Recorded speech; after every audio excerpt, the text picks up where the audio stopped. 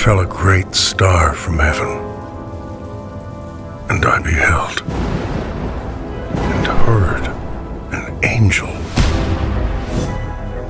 I remember when The Dark Knight Returns came out. I remember when Watchmen came out. So of course I remember when Kingdom Come came out. Kingdom Come is 4 separate issues, 48 pages apiece. It was an all-immersive kind of lifestyle for me. It blew people away. I mean, this was the most sought-after book there was. This was something very new, very different. No one had seen anything like that at that scale before. It was amazing. I never thought from anything that people would still be talking about this book 25 years later. There were voices and lightnings and thunderings. This was my dream. What makes Alex Ross art stand out from the others is his approach to realism. You think of a Superman, you're thinking of the Alex Ross Superman. It almost looked like Renaissance paintings that we were told these were the masters. Alex was taking some of those techniques and applying them to superheroes. 1938, DC released the first issue of Action Comics, the magazine that introduced Superman. It gives you motion, it gives you expression, all in like a little magazine that you can afford. Comic art would abstract the human form in a way that was very inspiring to me as a young person and something I would imitate for my whole life. Wish fulfillment. This is power fantasy. If I just had the abilities to do these things and make the world a better place, I could do it. He makes them look like real live superheroes. They look like Olympian gods. You gotta have the balance of the eyes perfect. Let me tell you the story of Kingdom Come, page for page, panel for panel. Was such a huge, epic story. The DC fans, when he did their favorite characters, and then they came back to save the world one more time, just minds blown. I see a shot that is, I know, since it was like a pencil layout through final rendering, and then I see it on a bus ad or a poster or a shot setup, I'm going like, Oh, totally. You totally see Alex's influence. The way material folds the shadows, the angst of the character, the history of the character. I mean, he's like Stellar Adler. He's the master class of how you approach comics. This is a true art form. It would weigh on us the way it would be perceived, but I always had this sense of like, oh, I'm making a legend right now.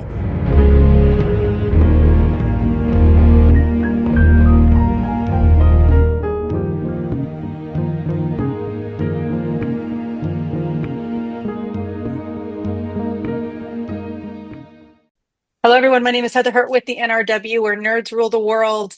And in a second here, I'm going to prove my nerd cred, because the last time I talked to these two gentlemen, I got some comments saying that as a woman, I am not enough of a nerd. Today, I'm talking to Remsy Atassi, who is the director and editor, and Sal Abbinanti, who is the producer for The Legend of Kingdom Come. How are you gentlemen today?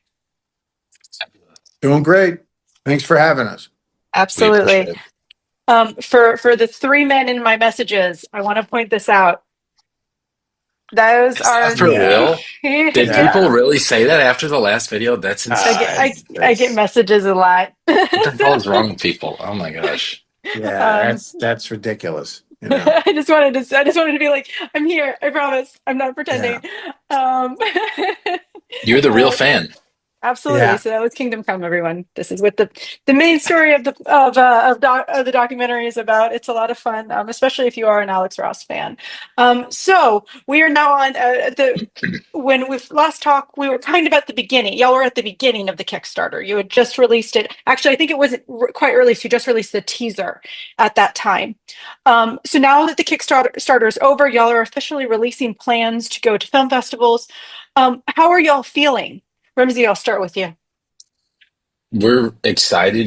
We feel great. We have the world premiere this weekend, which we're really hyped about at the Music Box here in Chicago. And then next month it's going to a festival in Italy. And I know we've been talking to some other Comic-Cons, some bigger ones, some kind of medium-sized ones. And we had not really been thinking we were going to do the film festival route, really, because that was what we saw the benefit of Kickstarter was. We were able to make the film for the fans, deliver it to the fans, and it's been a bit of a journey. But now we're in the final stages of fulfilling the Kickstarter. We're getting all the products. We had some issues with the Blu-rays, it's now been resolved, so we're going to be getting the Blu-rays to the fans very soon, which we're really, really excited about. So we're just happy to be able to take it to the public and seeing people's reactions to it. And, some people like it, some people love it, some people hate it, but you love having the dialogue. Absolutely. Sal, how are you feeling?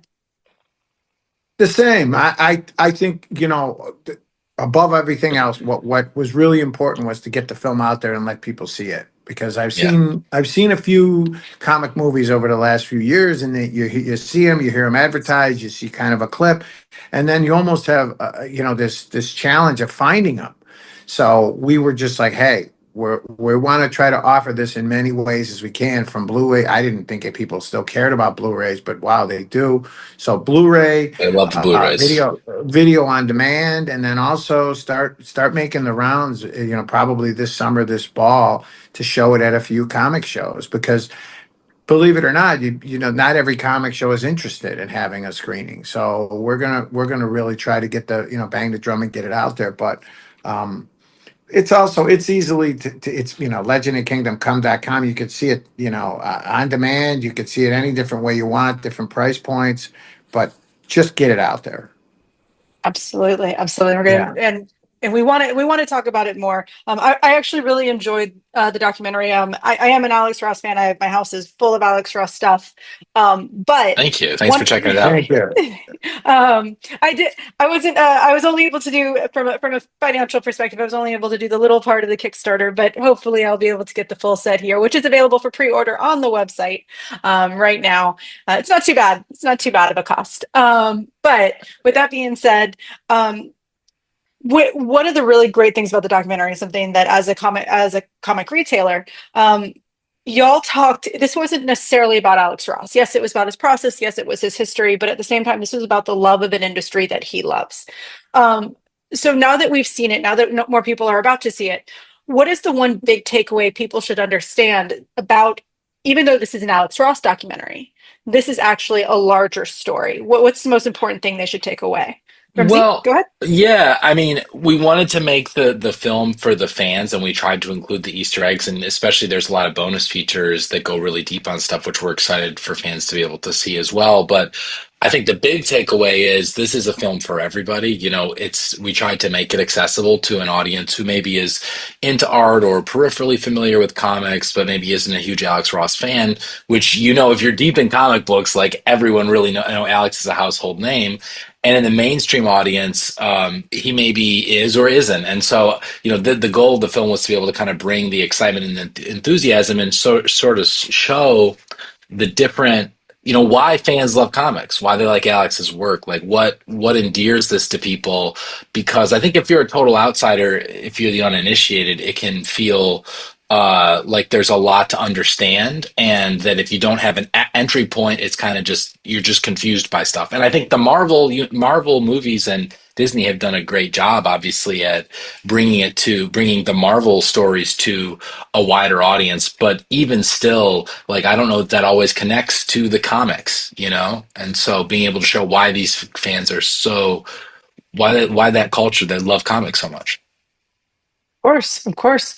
And Sal, I want to redirect something that Remsy just brought up. One of the big things about this story is that in the late 80s, early 90s, we saw a shift in comic book fandom. And now in Kingdom Come, actually Marvel's, but Kingdom Come was a huge part of that.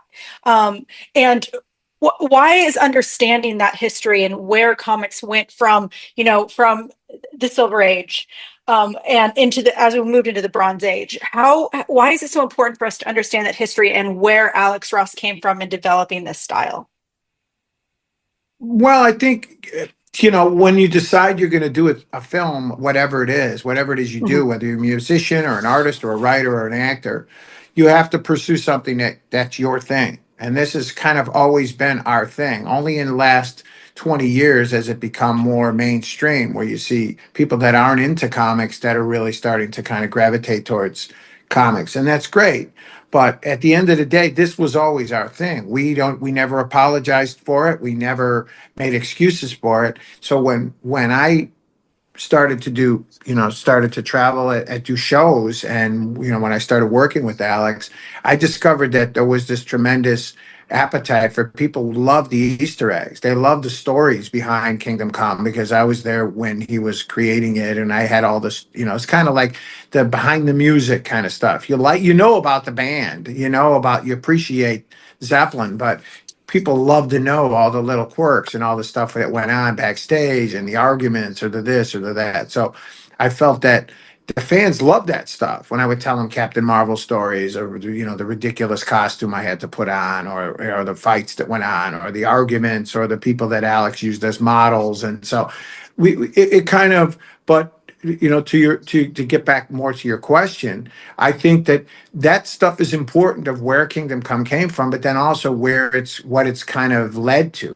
what Kingdom Come enhanced, and how it kind of created this inspiration for all these other characters moving forward, and what things you see in the DC universe today that came from that. So it's important to kind of show, like, yeah, these guys were our heroes, these Golden and Silver Age guys, like Jack Kirby and Buscema and Gene Colan and Neil Adams and Gil Kane. So so many of those guys, unfortunately, comic book people don't remember who they are. I love when I talk to comic fans that are teenagers and they don't know who Jack Kirby is, or they don't know who John Buscema is, or Neil Adams. So when we started to flesh the movie out, it was impossible working with Alex for us not to play homage to these guys.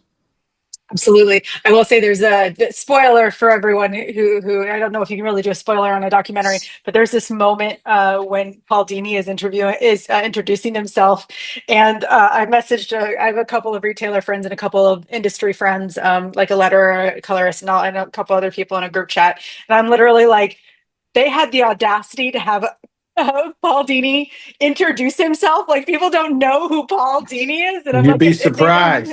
Some people don't. Some people don't. They don't. I mean, you'd be like, "Who is that?" I mean, we had Rich Coase, and who's son of Svengoolie, and there's a lot of people and then Rich is like, he's got a weird crossover appeal because he was on the syndicated television. And people like, when they see him at show dressed as Svengoolie, they go crazy. But we're like, no, Rich, you gotta come on as Rich Coase but yet as Svengoolie, my God, the guy walks, if he's at a show, he's mobbed.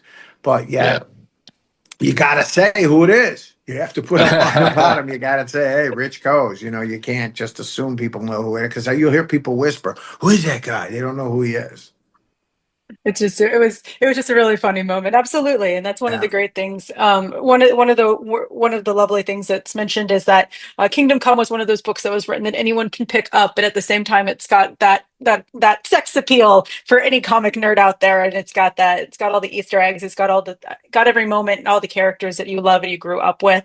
And then at the same time, once again, anyone could pick up this book. And that's actually one of the reasons that I love Marvels so much. Personally, I'm going to shout out to Marvels. It's actually, to me, a better book.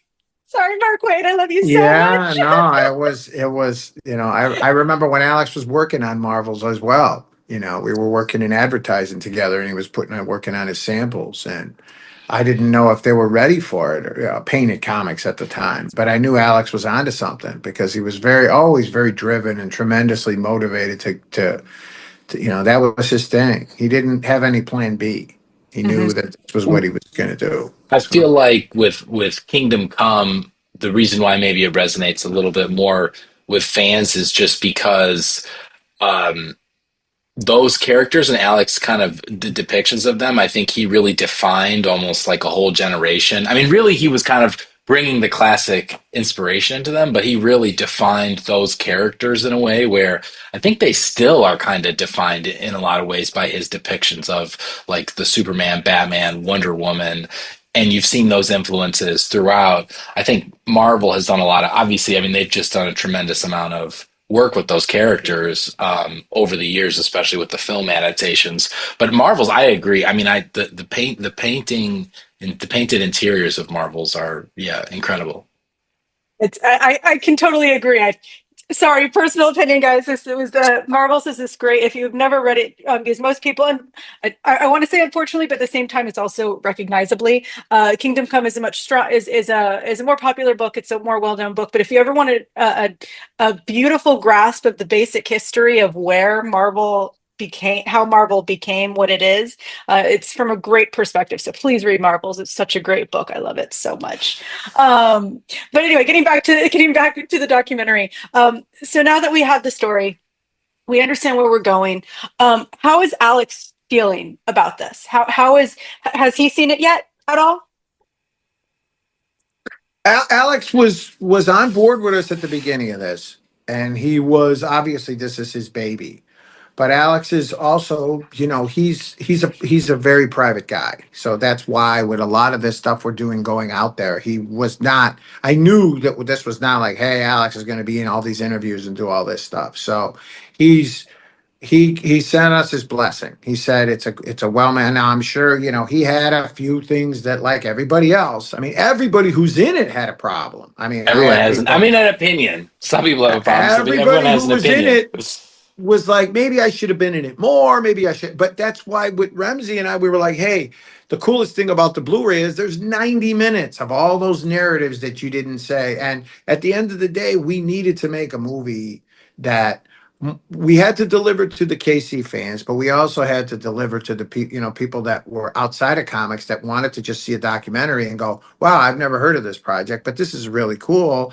But also deliver something that had a narrative that held together for people outside of comics. So there were some, there were always going to be some wrinkles with everybody who was involved. But at the end of the day, Remsy and I had to reach a point to say, hey, we have to go. We have to, we got held up for years because of COVID and because of financial snags and lots of other things, to that at some point you just have to, the bus has to leave the station. So for anybody who didn't get enough of a certain thing, and that was a few of the comments, Remsy. I don't know if you saw some of the comments. I'm like, guys, don't complain about that because there's 90 minutes of more Waid or more Todd. Well, there's more, a lot, just equally, like we've had a lot of really positive feedback and a lot of people who have loved it and a lot of people who, so you take for people that wanted more, You put something out there, and that's the great thing is everyone can have an opinion. And honestly, it doesn't hurt my feelings if someone has something critical to say, because I appreciate the discussion. I appreciate people taking the opportunity to check out the film and support it. And Sal, like he said earlier, it's like, ultimately, it comes down to the people who are making the film. And what is this? I mean, Sal is someone who has been in this business. He's been into comics his whole life. He's been in the business, been working with Alex for 30 years. I'm a filmmaker, and I got kind of brought in, and I'm a little more of an outsider. And so that's kind of the story that we told, has both those elements. But truthfully, I think like we've had some folks who see it who are like we said, not pure comic fans, and I think they enjoy learning about something that they don't know, So I think that's an important audience to try and still reach.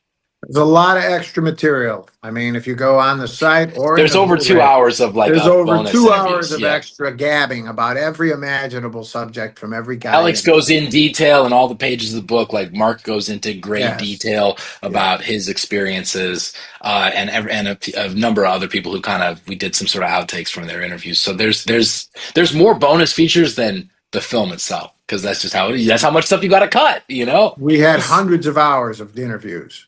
Yeah. Awesome. I mean, it's the great thing about those extended features nowadays is we can get all of that. I won't deny, I'm not to be a complainer. I'm not. I would have loved to see Mark Waid a little bit more, but that's also because he's one of we the got a lot nicest... more Waid in the extra. Yeah, cover. check out the bonus Waid, features. A lot more Alex, a lot more Todd, a lot more Brian Polito. I mean, my God, Paul Dini. We'll go on forever about this stuff. He loves it, and we were lucky. We had some. You have a few that are kind of not as didn't flesh out as well as we would have liked, but for the most part, the ones we did get were terrific. I mean, we could not have asked for more enthusiasm and bringing their bringing their A game and really wanting to talk about this book. Absolutely, and to that point, one of the things I loved about Mark Waid and Alex Ross talking about their experiences, you also got to learn all about how everyone is just a huge nerd and unapologetically nerds in this industry. That's the great thing about comics in total.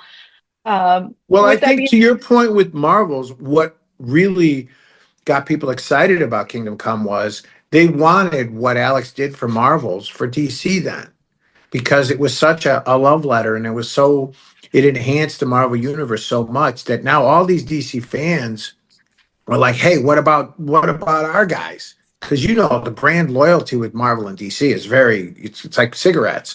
People are either Marvel guys, they're DC guys, or some that are in the middle, but mostly it's one or the other. Everybody has their favorite characters, everybody has their favorite.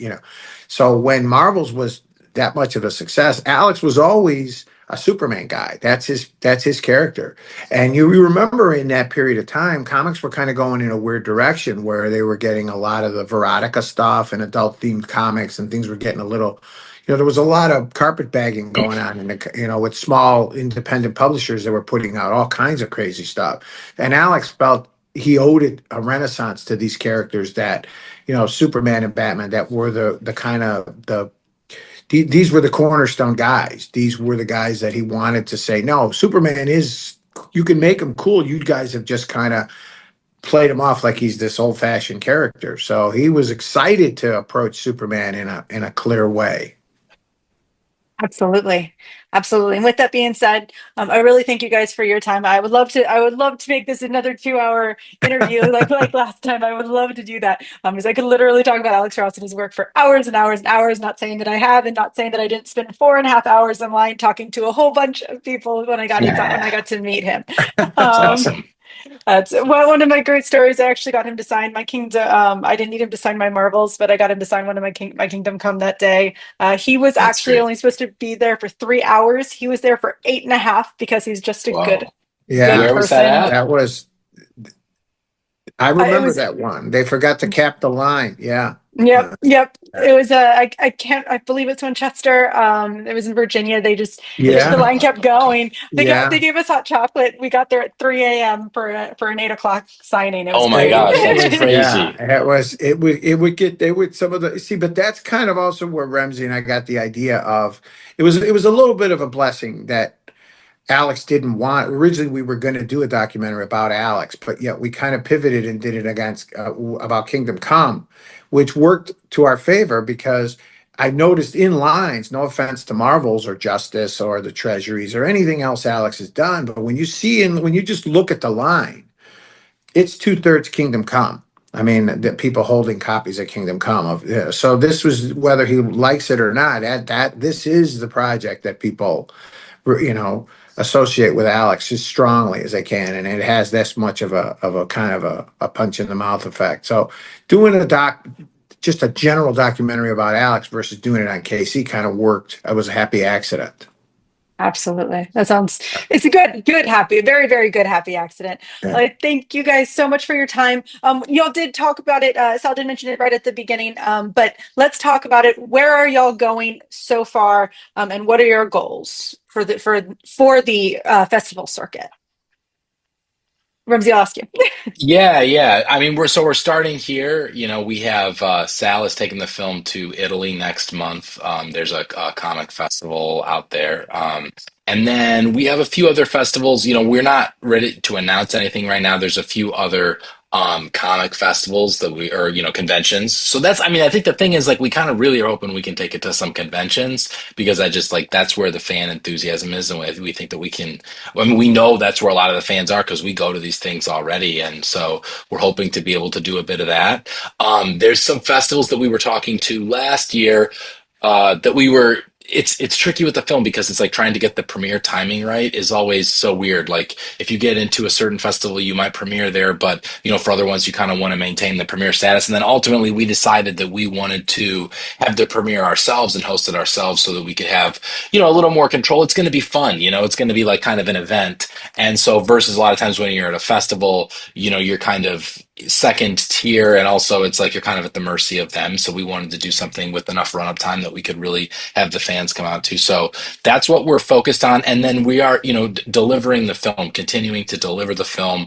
Like Sal mentioned, legendofkingdomcome.com. People can go now and stream it on there. You can also you can purchase the Blu-ray. There's going to be DVDs that are coming later. There's going to be more traditional kind of streaming video on demand.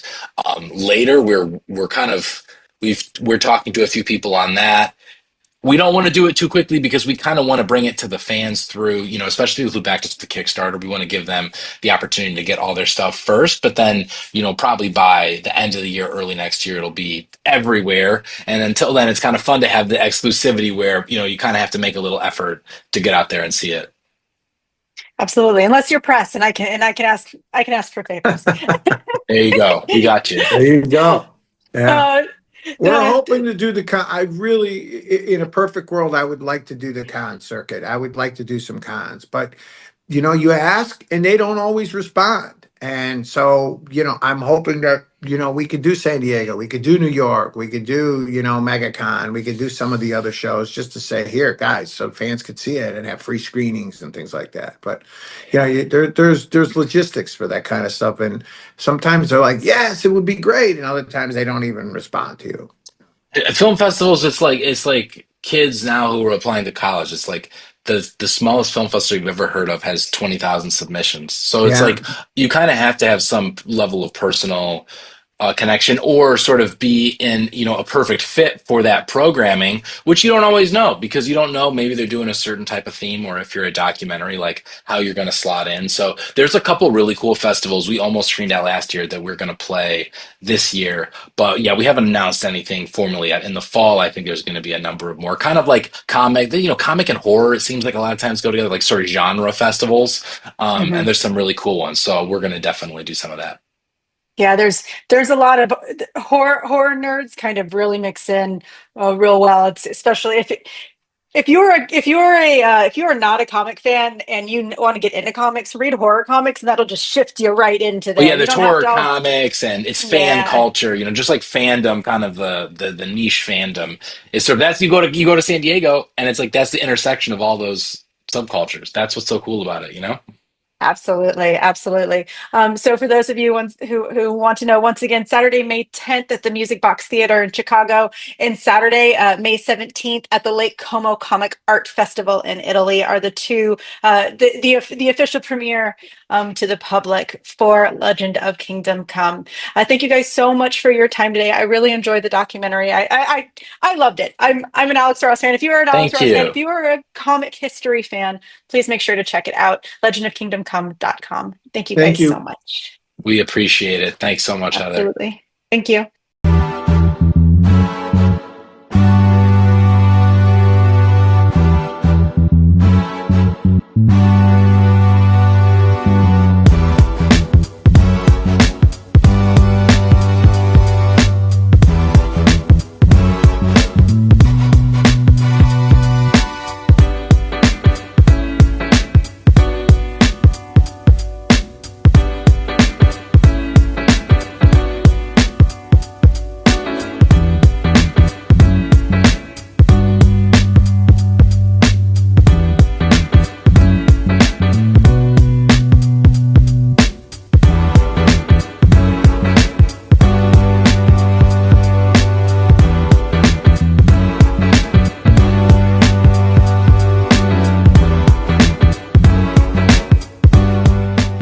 Nerds rule the world.